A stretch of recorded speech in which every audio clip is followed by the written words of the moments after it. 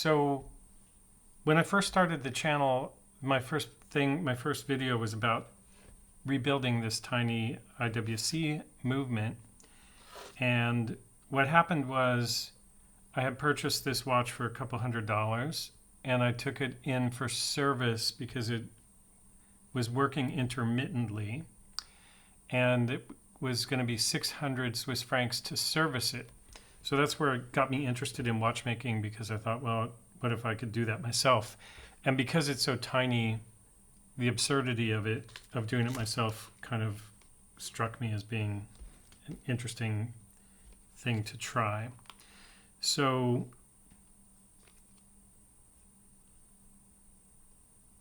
okay, there, I thought that was missing.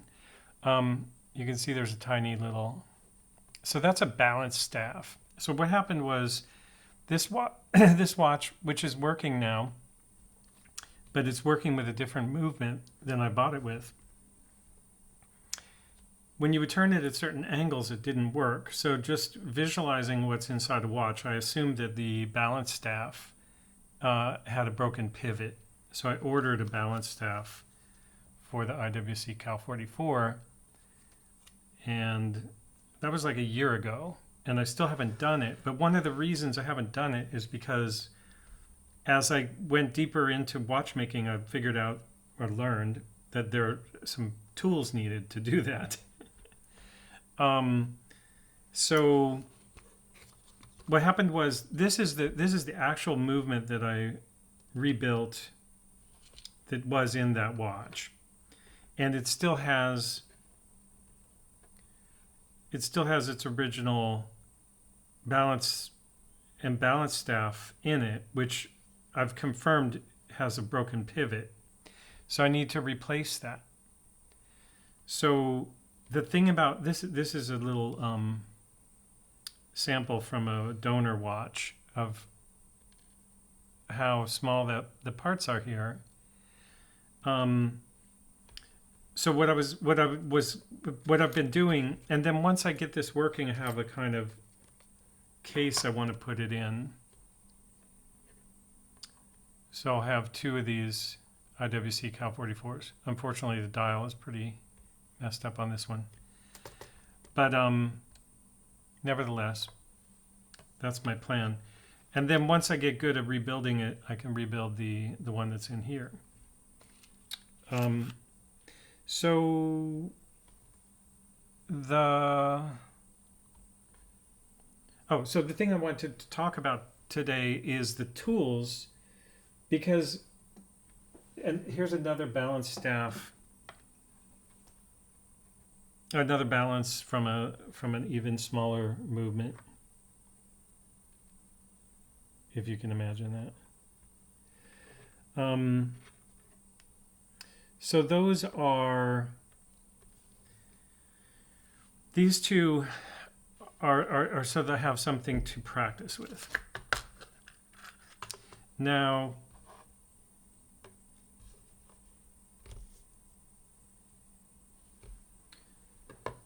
so here's what the first thing I did was I learned that you need to remove the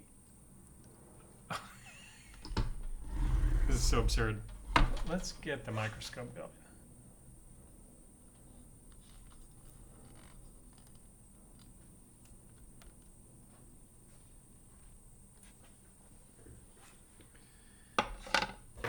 So in order to do this, you need to remove the mainspring, hairspring, not mainspring. You need to remove this the roller plate with the jewel on it, and then you need to hammer out the old balance staff. This balance staff is okay actually, but this is it's not the right balance wheel. So you need to pull that off and then replace that balance staff. Is that in focus?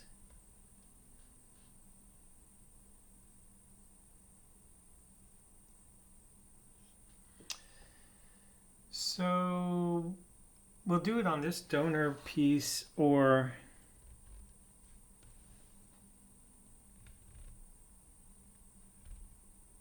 this donor, you can see they're very similar. I just want to look at this and see if this one also, the pivots are fine. And then this is the balance staff that's actually for the Cal 44. You can see the pivots are okay on that too. Now you can see that is pretty ridiculously small, right? So that's why you can't just do that with tweezers. You need tools for it.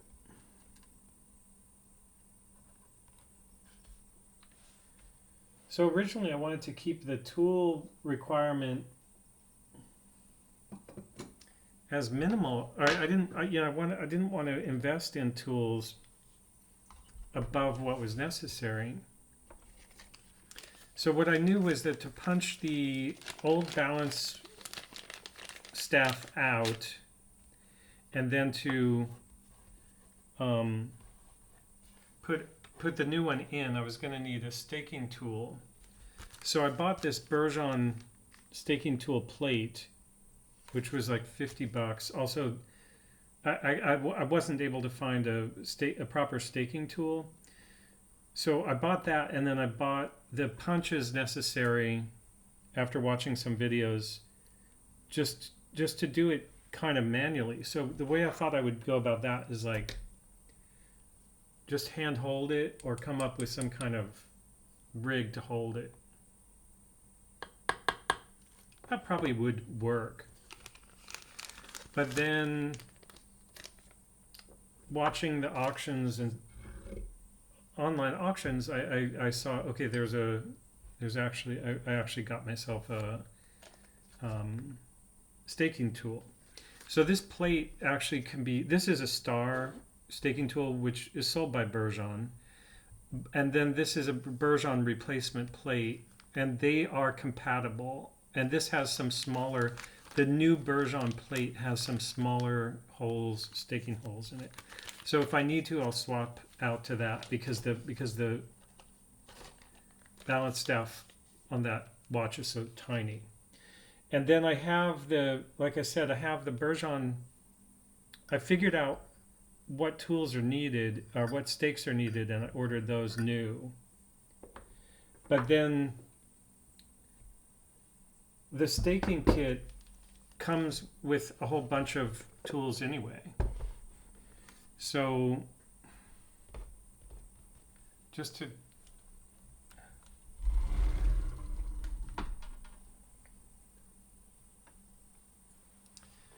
So this is a little bit complicated. I'm going to show you how I actually purchased this, because I purchased it without the box.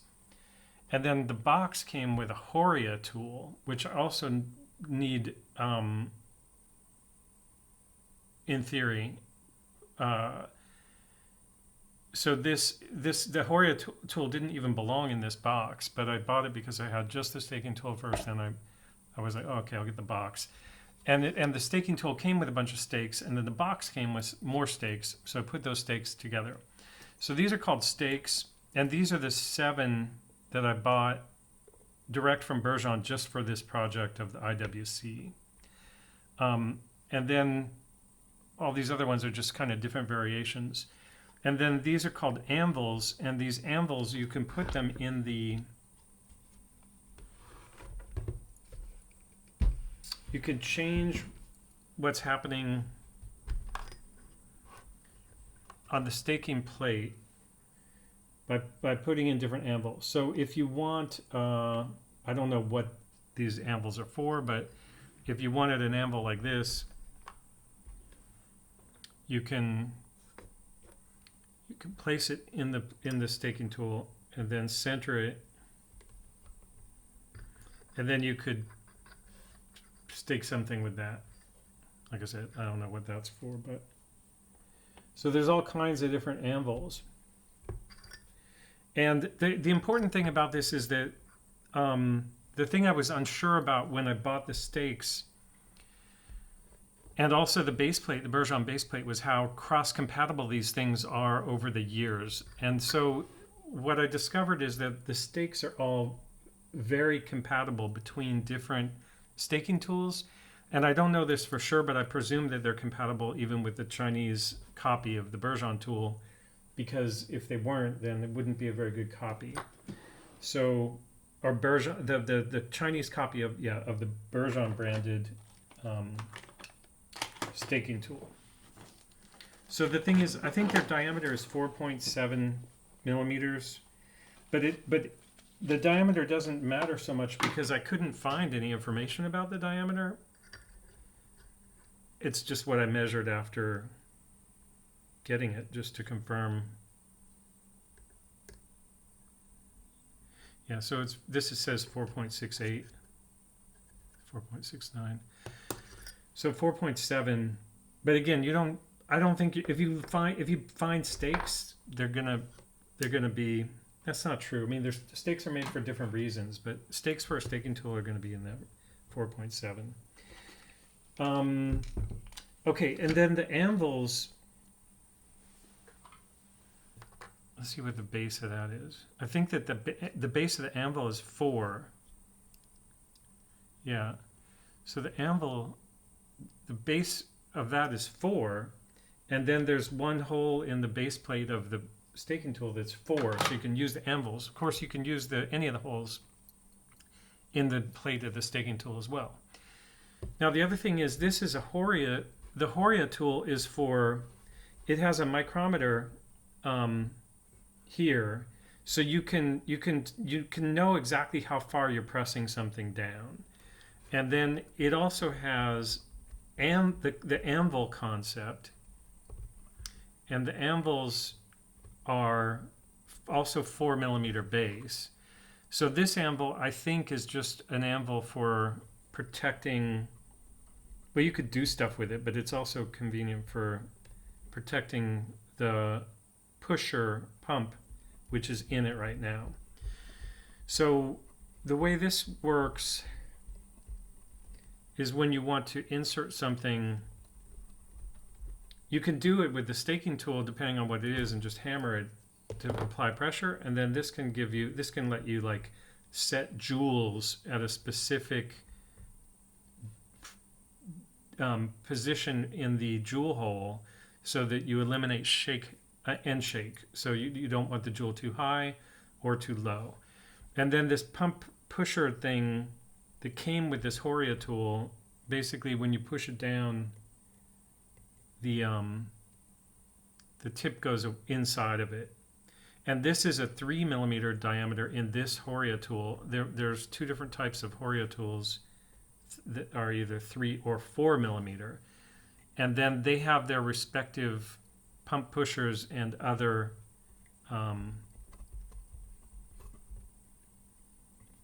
don't know what the term for that is, bits or whatever. This is a 3 millimeter, and you can also buy these as a 4 millimeter. And then the Horia tool also has 2 different options. This one is in 0.02 millimeter increments on the micrometer, and then there's a finer one that's 0.01 millimeter increments. And then I bought a micrometer. I have like a handheld micrometer, but this micrometer is useful for actually measuring, for example, the tip of the pivot. You can measure the width of it, stick it in there, and yeah, so there's a couple things I learned about this as well. And I'm just trying to share everything I've learned so that if you're in the market for these things, you can you have some idea of what you're getting into. So first I got this one as part of a lot of parts. And this one, the guy that sent it didn't pack it well, and the tip broke off. So this is a 0.5 millimeter tip on this side, and this was a 0.5 millimeter tip, but it broke off. And these things are replaceable. So I found, I forget the company, but I'll show you in my documents. I found the company that still makes compatible tips for these, but it's like $80 or $100. So it was cheaper just to buy a new or different used micrometer. So the way the micrometer works is, as it closes, you can see it closing here, and that when it closes down to 0, 0, 0. And then if you stick something in there, what can we measure? This is like a little pusher. So to measure the width of that, you stick it in there. So that's 0.8 of a millimeter.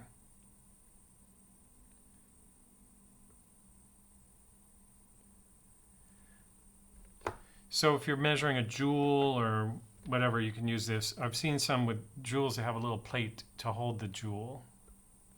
And I think there's some fancy ones that cost thousands of dollars just for doing that.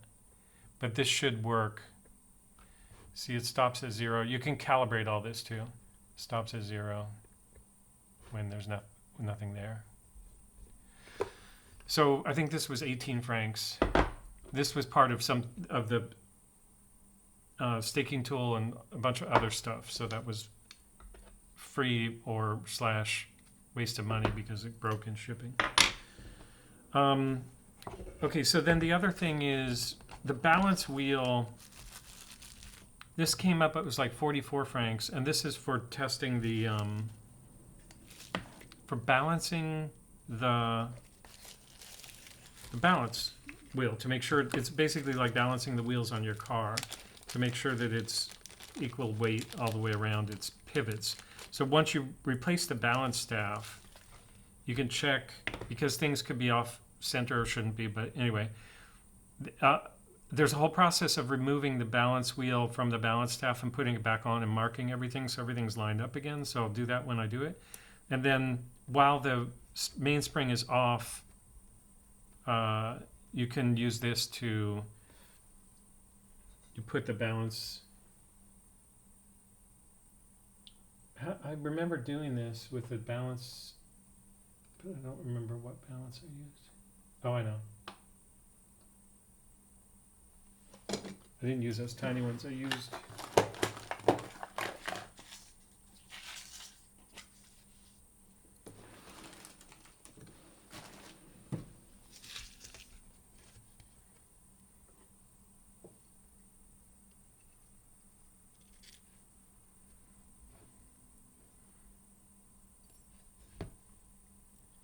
so this is just an example of how this works.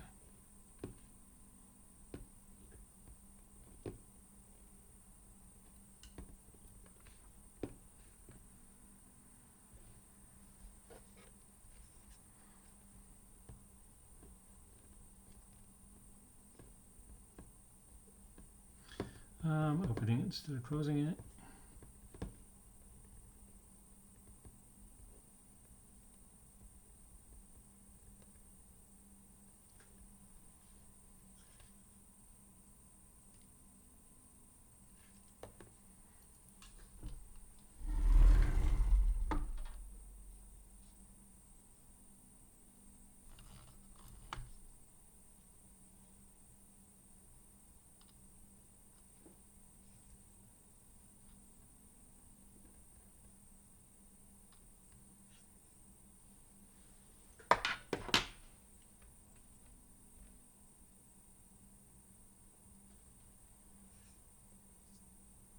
So this needs to be open enough to ride only on the pivots.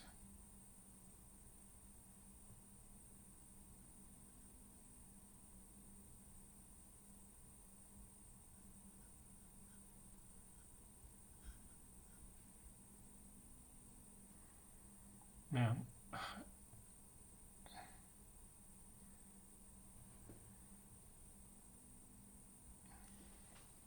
And then you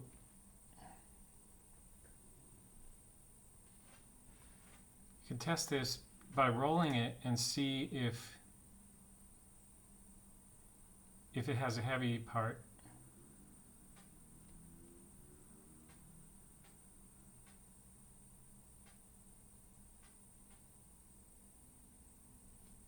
Now, I think that technically the roller table with the impulse joule and everything needs to be on it when you do this, because that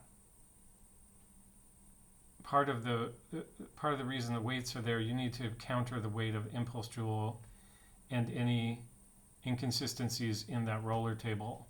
But the but this is just to give you an idea of what this tool is for. Also, that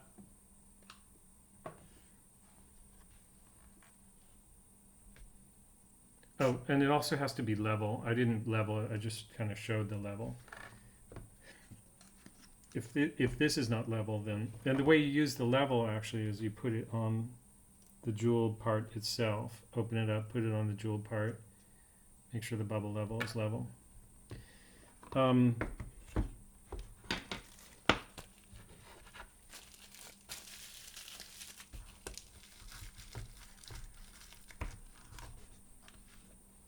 So the point is, all of these tools are kind of necessary.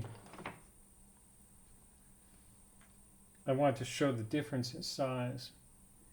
The balance wheel I just showed you versus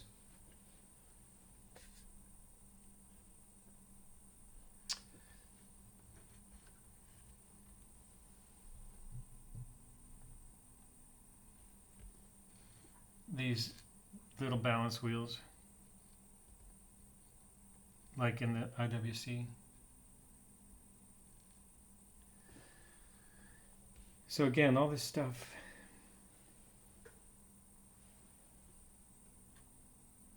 So the other thing I find interesting about these tools is that they're really, what do I do?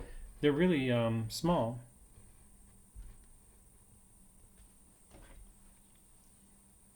They look big for some reason when I see pictures of them. Maybe it looks big on video even, but it's really a tiny little tool.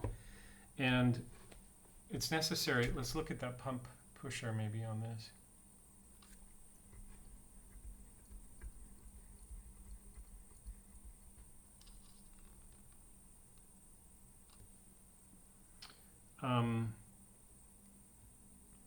See, when I go down, pin goes inside there.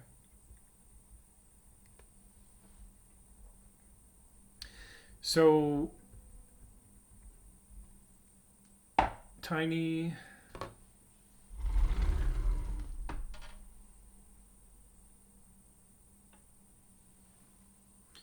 and then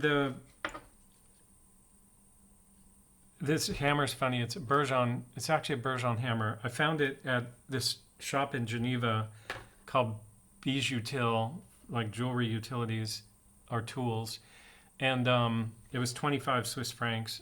But this came with part of the. It came with the Horia tool, which you don't use a hammer for, but I didn't have one for the staking tool, so it worked out. Then the final thing is the pivot polishing tool. So this is probably not necessary for this repair on the IWC, but this is a lathe, watchmaker's lathe, called a Jacot tool. And the way this works is you clamp it. I got a couple of different inexpensive clamps. You clamp it to your desk. You measure, you can use this, which comes with it. I should show better.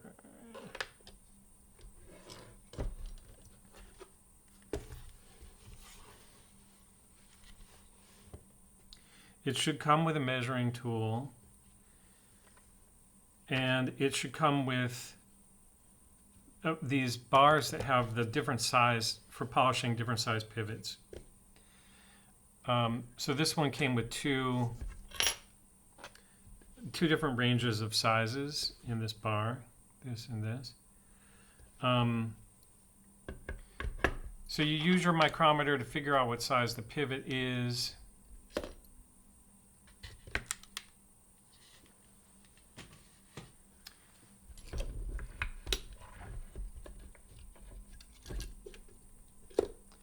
And then you find that size.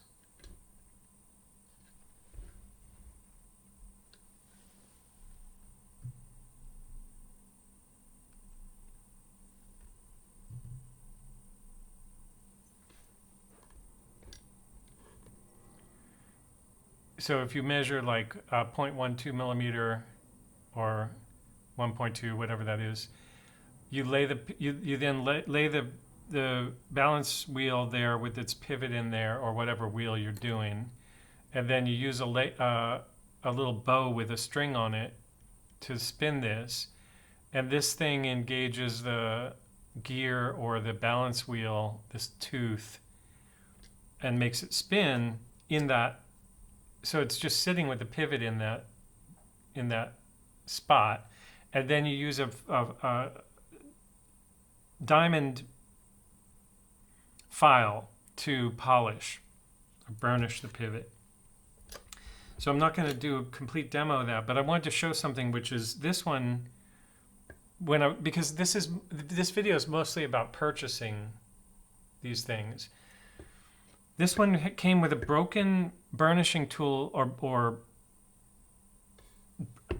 I'll show you a price list for these in a minute, but basically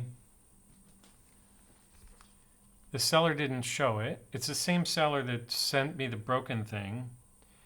He didn't show it, but this thing is broken. So this can be replaced, but basically if you're buying these, you might want to make sure that this is not broken. Ask the seller if they haven't posted pictures. So on one side you have the part where you lay the pivots in from the top and you burnish the edges of them.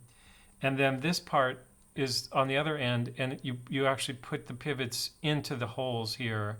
And I think it's for like smoothing or rounding or shaping the ends of the pivots.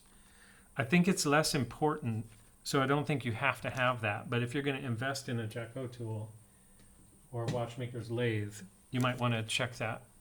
And I also ended up buying another one, and these were about $50 each or something.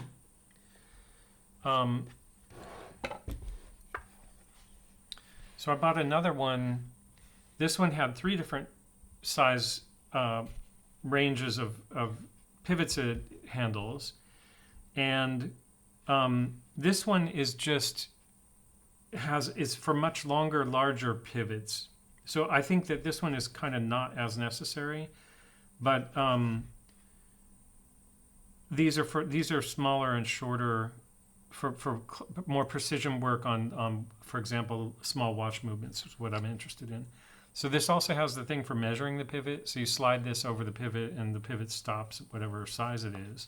That's how you know what size you use on when you insert the tool into the lathe.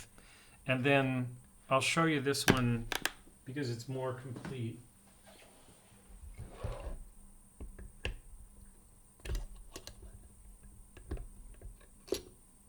So this is the bow, and well, I kind of have to, I'm trying to flip this around without flipping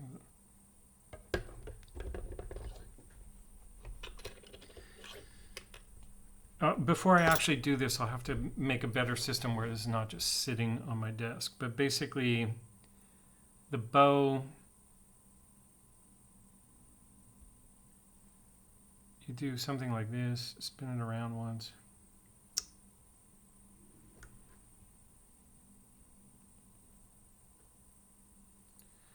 Okay, now you can see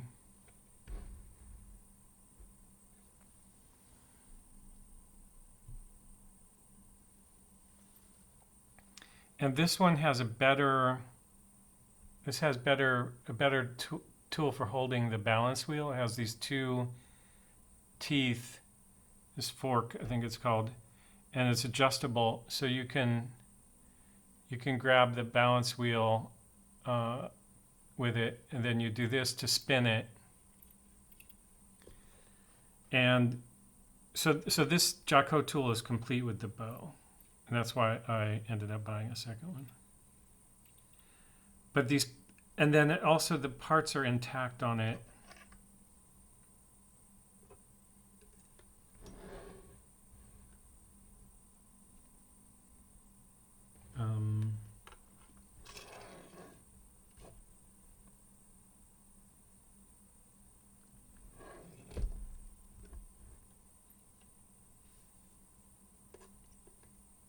Yeah, so in theory, if you're going to put a new wheel on something, a new balance staff, whatever, you would polish the pivots.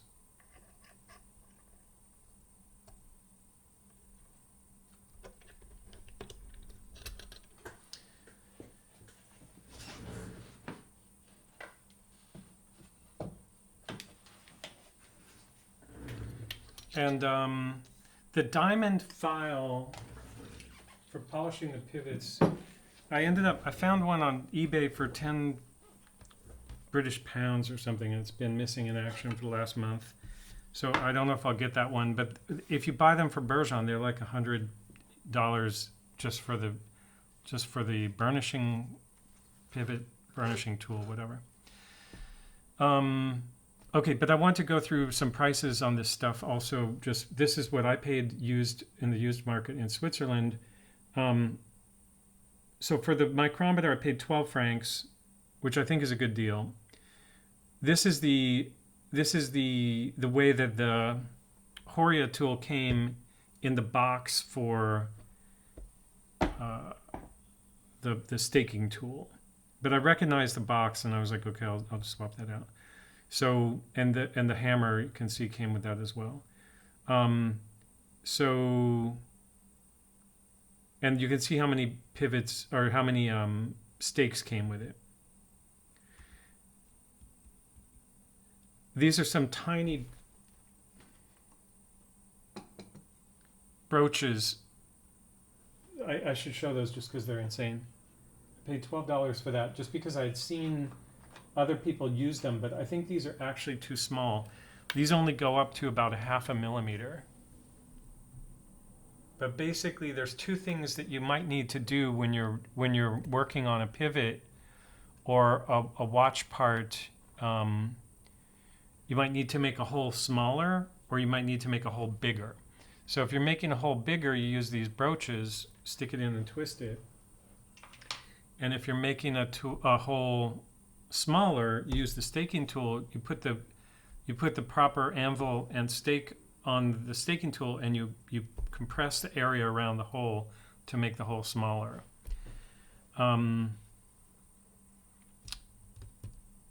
So, I was just going through the prices. That 12 for those brooches. So $41 Swiss francs, about the same as $1 now. $41 for the one of those Jacot tool watchmakers lathes. This one didn't have the bow, but I have the bow with it now because it's more complete than the other one. And then this was the other one came with these other parts. So there were a bunch of stems and screws and things in this lot, and I paid $89 for that. And I think I kind of overpaid for that because it had this one has the broken burnishing thing on it. But I was kind of interested in these other parts, and I did. The other parts some of them are kind of interesting. $44 for that balance thing. And then, what was this? Oh, yeah, so this is the other lot. This one was expensive, probably overpaid for this as well, but it had the staking tool plus all these stakes, 4 tweezers, these cutting tools, and it had this thing I was interested in, which is a Bergeon automatic oiler. So it actually has some oil in it. Basically, you just push it down. It's kind of like the thing on the tip of the pusher on this. You push it down, and it retracts, and a tiny bit of oil comes out. So I haven't tried that yet, but that'll be fun to try. So it came with that. It came with a demagnetizer, these various cutters, a case back opener for press back, and then the micrometer that broke. And I was bidding against somebody else. I really wanted to get this over with, getting the staking tool, but probably overpaid for this. But because I'm starting out and I didn't have any of those other tools, I was happy to get that. So I think that's it for prices. And then what's this? Oh, this is the picture of the broken. See, you can see the 0.5 millimeter tip on both sides. That's how it appeared in the auction. And then this guy sent this stuff just like wrapped in sandwich wrap, all these heavy tools loose in a box like that. And then this was broken.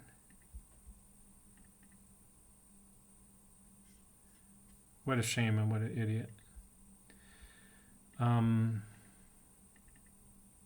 Okay, so the other thing was the tips for those. These are the replacement tips for the micrometer. And there's one side is 118 francs, because you both sides are possible to change, and the other is 83 francs. And I think it's the more expensive ones that I need here. So let's see if I can open this. This is more detailed than necessary. I'm sorry. It is interesting to me, though, that they still make these things. So you have the left side and the right side in different sizes. And this they just sent it to help me identify which part I needed to order. But I'm not going to order it because it's too expensive. Okay, so I know the other one that's a big deal is the Horia price list. So Horia, you can buy most of these things from Horia. But just to give you an idea, the jeweling tool, the one I have is this one, the 3 millimeter spindle hole. So it's $500 for that new, and that's without any anvils or pump pushers. But this is still made and still available today. 3 millimeter hole on the top, 4 millimeter hole on the base, table hole 4 millimeter, and the thread is one division is 0.02 millimeters. So that's the other one that's finer precision is 0.1 millimeter on the micrometer on the Horia tool. So the cool thing about this, though, is that because these things are still compatible after decades and decades of being made, is when you have a project and then you need a specific bit or whatever, you can order all the for example, this is $490 just by itself, but then if you want a assortment of that's brooches, not bits. Anyway, the pump pushers and all those things, you can buy them individually or you can buy sets of them. But once you buy a set, you're into another like $400. Pump pushers. But you can also buy exactly what you need for $20. So that, I think, is an interesting thing for me, because I'll probably not do very many things with this. So if I need something I don't have, I'll order just the individual anvil and or pump pusher or whatever it is that I need. So that's just to give you an idea of if you're going from being beginner to more advanced and you're shopping for tools on eBay or other used tool sites, Ricardo in Switzerland, That's to give you an idea of what's out there, how things work, and what you might need. And also, for me, this process is years long, so I kind of am always looking at this stuff. I look at what I see people using in the videos that are showing the things I want to do or I need to do. And then I keep my eye open for bargains on these kinds of tools. And basically anything that you've seen in a video that you anticipate needing at some point, for me, if I see a good price on it, I buy it, even though I may not immediately have a use for it, because once you get into a project, like once I actually get into this IWC, it's just going to be pointless to do that, do 14 hours worth of work and then look at the used market for 6 months looking for a tool that I might need. So these 4 tools that I just showed you are basically the things that I think I can do anything that I would need to do with the IWC with that. The other thing is, like, there's a roller remover that I ordered from China just to remove the roller from the balance staff. But I saw a good demo yesterday of a guy doing that just with 2 razor blades. So I think I could do the Cal 44 anytime I want now. And I'll try to use all these tools even if some of them are overkill or superfluous to actually getting it working. Like, I'll try actually polishing the pivot and stuff like that.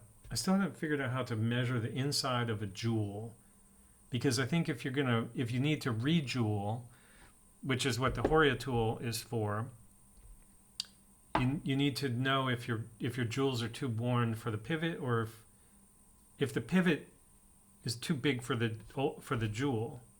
But that shouldn't be a problem with this. Anyway, that's it for now. Hope you enjoyed it, and I'll see you on the next one.